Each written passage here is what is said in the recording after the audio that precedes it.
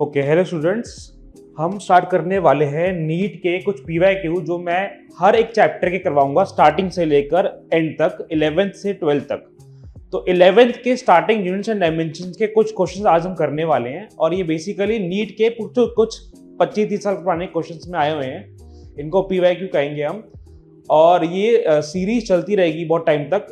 तुमको ये next NEET exam में बहुत बेनिफिट देगा, तो तुम ये क्वेश्चन मेरे साथ साथ मिलके करते जाओ और जिनको कॉन्सेप्ट क्लियर है वो साथ साथ समझते जाएंगे, राइट। सो आज हम फिजिकल वर्ल्ड और यूनिट्स एंड मेजरमेंट के कुछ एक्स्ट्रा क्वेश्चन करने वाले हैं नीट के। देखो, the first question is the unit of thermal conductivity. The unit of thermal conductivity is, so we have to calculate the thermal conductivity unit. तो पहले उससे पहले ये समझना पड़ेगा कि थर्मल कंडक्टिविटी होती क्या थी। देखो ध्यान से, हमने पढ़ा हुआ है ये 11th क्लास के अंदर कि अगर हीट ट्रांसफर करनी है हमें किसी एक बॉडी से एक सेक्शन से दूसरे सेक्शन में, जिनमें इस सेक्शन में टेम्परेचर 1 है, इस सेक्शन में टेम्परेचर 2, और अगर हम कंसीडर कर लेते हैं temperature 1 is greater than temperature 2, तो हीट यहां से इस सेक्शन में फ्लो कर रही है, ठीक है ना। और ये इसका हो गया एरिया क्रॉस सेक्शन। तो heat flow is directly proportional to area cross section, ये पढ़ा हुआ है हमने। Heat flow is directly proportional to temperature difference. Heat flow is directly proportional to time, जितना टाइम लगेगा उसको फ्लो करने में, and heat flow is inversely proportional to distance between the two surfaces जहां से हमें हीट फ्लो करनी है। तो अगर मैं इस पूरे कॉन्सेप्ट को साथ में कंबाइन कर दूं और अगर ये प्रोपोर्शनलिटी से रिमूव कर दूं, तो ये k constant is the constant of proportionality in this case, and ये k कांस्टेंट डिपेंड करता है मटेरियल के ऊपर। यही हमारा होता है थर्मल कंडक्टिविटी। यही चीज हमारी क्या है, थर्मल कंडक्टिविटी। इसका मतलब अगर मैं थर्मल कंडक्टिविटी का यूनिट निकालना चाहूं तो क्या हो जाएगा, Q into x upon area into temperature difference into time. So क्या रहेगा इसका यूनिट, फिर बताओ। नेक्स्ट पेज पे करते हैं, देखो ध्यान से। Q इज हीट की यूनिट जूल्स कंसीडर करेंगे, joules into metre upon metre square. Temperature को हम कंसीडर कर लेंगे केल्विन, और यहां पर टाइम को सेकेंड्स। एंड यहां पर हमारा सेकेंड्स में कोई भी ऑप्शन नहीं है, बट वी नो दैट कि जूल पर सेकेंड हमारा होता है वॉट, राइट। तो वॉट एक मीटर से मीटर गया अपॉन मीटर अपॉन केल्विन, तो वॉट पर मीटर पर केल्विन, ये हमारा इसका आंसर होने वाला है। तो इसका आंसर क्या होगा हमारे पास, डी पार्ट, ठीक है। ओके, अब आगे बढ़ते हैं नेक्स्ट क्वेश्चन पे।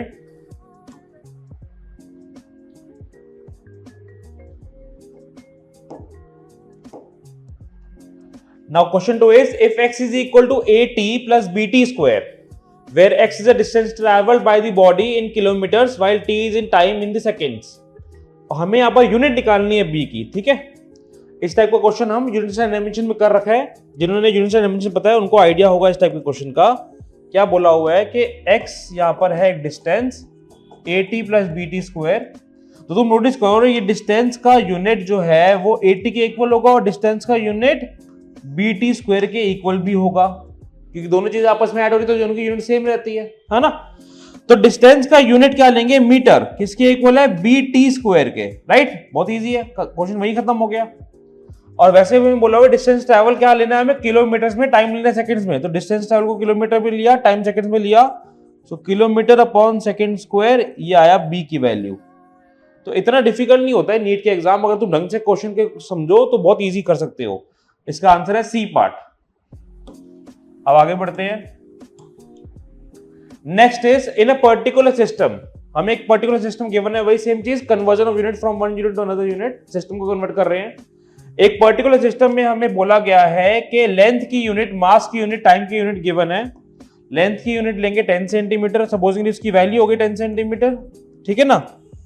मास की यूनिट हो गई 10 ग्राम्स, तो मास की वैल्यू ले लो 10 ग्राम्स, और टाइम की यूनिट हो गई 0.1 सेकेंड, तो टाइम की वैल्यू ले लो 0.1 सेकेंड्स। हमें फोर्स की यूनिट निकालनी है, तो फोर्स को अगर मैं कंसीडर करूं, फोर्स की डायमेंशन क्या है, ml/t-2, तो यहां पर तुम मास की वैल्यू पुट कर दो 10 ग्राम्स, ठीक है। ग्राम्स को हमें कन्वर्ट करना पड़ेगा यहां पर, तो तुम यहीं पर कन्वर्ट कर लो, 10/1000 ग्राम को केजी में कन्वर्ट करा, लेंथ को 10/100 मीटर में कन्वर्ट करा, और ये सेकंड्स तो ऑलरेडी सेकंड्स ही है, 0.1 की पावर -2 है, ठीक है ना।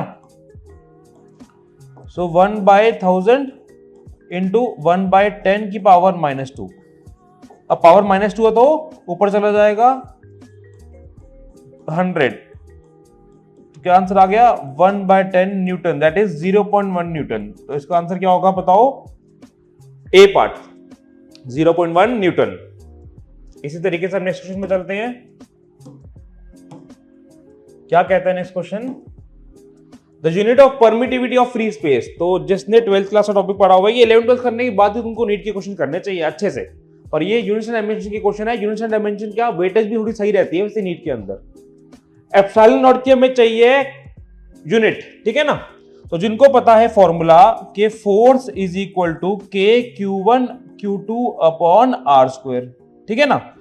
यहां पर के क्या है 1/4 pi epsilon naught into Q1 charge Q2 charge upon R square. ये क्या है इलेक्ट्रोस्टैटिक फोर्स।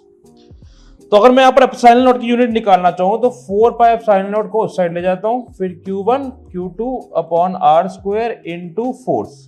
तो यहां से हम डायरेक्टली एप्सिलॉन नॉट की यूनिट निकाल सकते हैं बिकॉज 4 पाई तो कांस्टेंट है, राइट। तो इसका आंसर क्या रहेगा, coulomb square upon metre square into newton, ठीक है ना। तो कूलम स्क्वायर न्यूमरेटर में है, नीचे न्यूटन है और नीचे मीटर स्क्वायर है। डी पार्ट इसका आंसर है, चेक कर सकते हो, ठीक है। आगे बढ़ते हैं।